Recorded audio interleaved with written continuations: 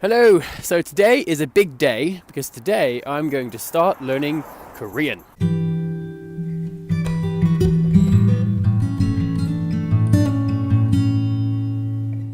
Now, I always thought it'd be really nice to document the journey of learning a language right from the very beginning.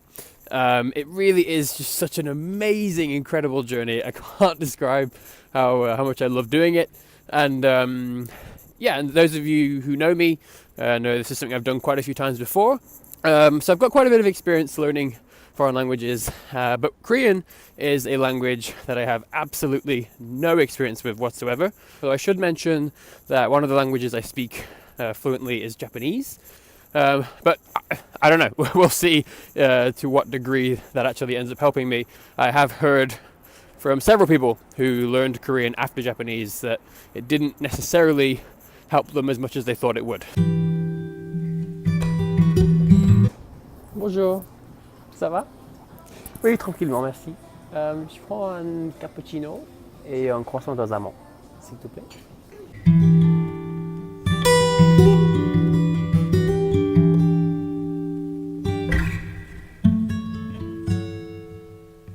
Okay, so here we are in a lovely little coffee shop where much of the morning magic will be happening. Morning magic. Doesn't sound right. No. Okay, so here we are in a lovely little cafe right next to the apartment where I quite like to study from time to time. Just going to get right into the most important stuff first. I am aware that my hair looks ridiculous and I am in desperate need of a haircut. So I'll work on that within the next few episodes, I promise. Okay, so as I mentioned, I have learned quite a few languages before, and so many people tend to ask sort of, what's your method? They want to know exactly how I learn languages in general. And I think this is a question that's asked online a lot to experienced language learners. And although I know there are some very good polyglots online, for example, or just language learners who have a very clearly defined method, I don't.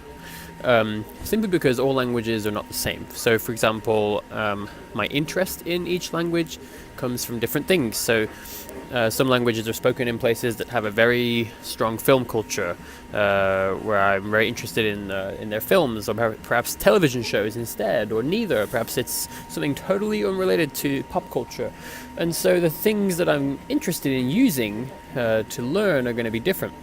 And then the second and larger reason is that all languages are not equal with regards to the resources available to you when learning them. So, for example, some languages that are very popular have tons and tons of self-learning books and graded readers and a lot of resources that are geared towards people learning it. And then they may also have a very highly developed pop culture, a lot of films and television shows, dramas, sitcoms, variety shows, a lot of music. Some languages have one or the other. There are languages that aren't so popular for learning, but they still have the highly developed pop culture, for example. And then there are some languages, like Dutch, for example, when I was learning Dutch, where not exactly a huge demand for learning Dutch compared to other languages like French. And also Dutch people speak very good English, and English is very pervasive, I've found, in their society. And so they watch a lot of English TV shows, they listen to a lot of English music, and so much more difficult to get good resources for learning Dutch than it is for French, in my experience. And so in my opinion, a really effective language learner should rather be very adaptable, very flexible, and in my case, I know exactly what I want to achieve. So it's more a case of adapting to the resources that I'm able to find, and knowing how to use those resources to get what I want out of them. And so with that being said, the very first thing I'll be doing with learning Korean is looking for resources. So I'm going to spend a bit of time now just sort of browsing online and see what I can find. Usually I do look to see what I can find for free, because I don't have that much money, and so although I am willing to invest and I'm willing to pay for stuff, especially if I find companies or people that really I think are doing good work and deserve support, then I try my best. But obviously if I can find fantastic resources that are free, then that makes more sense for me. So I'm going to go online, take a look around, and see what I can find. Initially, and then that will be an ongoing process. With languages like Korean, which use a different writing system, different script. My first step is usually to learn to read and write. I'll talk more about that in the next video. But so the first thing I'm going to be looking for is resources for learning Hangul, the Korean writing system.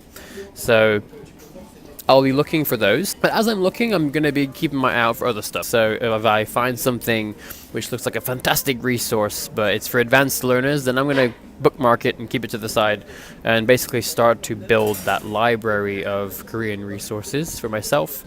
I want to keep these fairly short, so I'm going to stop it there. So I've got my coffee and I'm ready to go. So see you in episode 2.